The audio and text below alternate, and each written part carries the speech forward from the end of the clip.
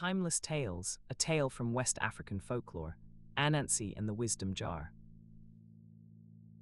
In the beginning, before there were any stories in the world, all of the wisdom in all of creation belonged to one creature, Anansi, the spider.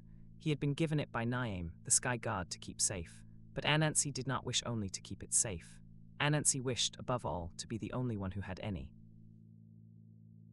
Anansi was not the largest creature Niam had ever made. He was not the strongest. He was small and eight-legged and fond of his own reflection in the river.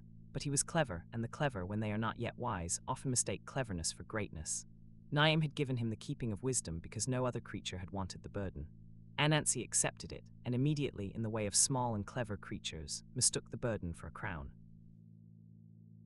If I gather every piece of wisdom in the world into one jar, and I hide that jar at the top of the tallest tree, then I will be the wisest creature there has ever been. People will come to me for every answer. They will bring me gifts. They will sing my name.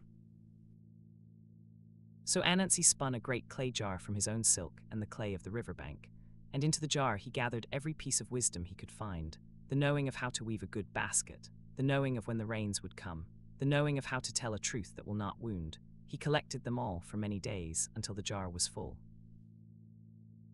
He walked for many days through the villages and farms and forests of the young world. He took the knowing of how to listen without speaking, which belonged to an old grandmother in a house by the sea. He took the knowing of when to sing, which belonged to a young man who sang at weddings.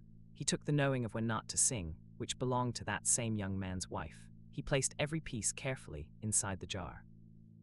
And every village he left from grew a little poorer than it had been, and could not say why, only that the elders seemed suddenly unsure, and the children asked questions no one could answer. Anansi, I gave you wisdom so that the world might have a keeper, not so that you might have a possession. Remember, wisdom was never made to live alone. I hear you, great Niam. I will keep it very safely. I will keep it so safely that no one else will ever trouble it. No one else will ever even find it. Anansi tied the great jar to his chest in front of his body, where he could watch it as he climbed. He found the tallest tree at the edge of the forest, took a deep breath and began to climb. But the jar was wide. The jar pressed against the bark. Every step he took, the jar struck the tree and pushed him backward. Why will the tree not let me pass? Why does this jar fight me at every branch? I have the wisdom of the whole world. Surely I can climb one tree. Anansi's small son, Entakuma, had been watching from the clearing below. He was not old. He had not yet learned to weave or to spin or to bargain. He was only a child, looking up at his father, who was stuck on the third branch of a great tree. Father, why do you carry the jar in front of you? Would it not be easier to tie it on your back? Then your hands and feet would be free for climbing. Anansi, halfway up the great tree, froze. A child had seen it. A small child had seen in a moment what he had not seen in a week of climbing, and the child could not have seen it unless there was wisdom in the world that Anansi did not, could not, had never held.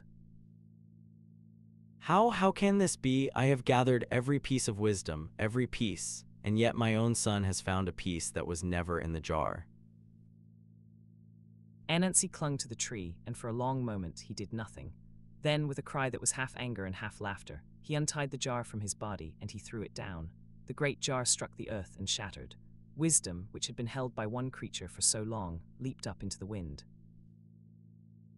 The wind carried wisdom to every corner of the world, to the mountains and the rivers and the cities and the smallest villages, to old women and to newborn children, to every creature who would ever in time have need of a piece of it, and no jar has ever been big enough to hold it since. Somewhere in the world, in the same moment the jar broke, an old weaver paused over her loom, and a pattern she had struggled with for a month suddenly made sense to her. A fisherman at sea knew, without knowing why, that a storm was coming, and he turned his boat home before the wind changed. A child in a market understood, for the first time, why his grandmother had asked him to carry her water. The wind does not deliver wisdom in large packages. It delivers it, grain by grain, to whoever is ready to receive a grain of it.